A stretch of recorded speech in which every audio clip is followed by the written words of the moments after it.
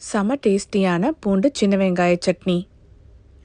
கடாயில் 1 டீஸ்பூன் எண்ணெய் சேர்த்துக்கோங்க. எண்ணெய் சூடானதும் பூண்டு, சின்ன வெங்காயம், வரமிளகா மற்றும் புளியை சேர்த்து எல்லாத்தையும் நல்லா வதக்கிக்கோங்க. வதக்கி நல்லா ஆற விட்டுருங்க. ஆறினதுக்கப்புறம் மிக்ஸி ஜாரில் சேர்த்து தேவையான அளவுக்கு உப்பு சேர்த்துக்கோங்க. முதல்ல தண்ணி சேர்க்காம கொரகொரப்பாக அரைச்சிட்டு கொஞ்சமாக தண்ணியை சேர்த்துட்டு நல்ல பேஸ்ட் பதத்துக்கு அரைச்சி எடுத்துக்கோங்க.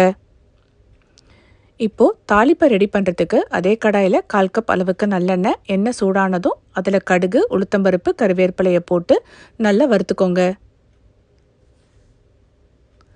பருப்பு நல்லா வறுபட்டதுக்கப்புறமா அரைச்ச அந்த பேஸ்ட்டை இதில் சேர்த்து எல்லாத்தையும் ஒரு வாட்டி நல்லா கலந்து விட்டுக்கோங்க. அவ்வளவுதான், நம்மளுடைய சூப்பரான டேஸ்டியான பூண்டு சின்ன வெங்காய சட்னி தயார். நீங்களும் வீட்டில் ட்ரை பண்ணி பாருங்கள்.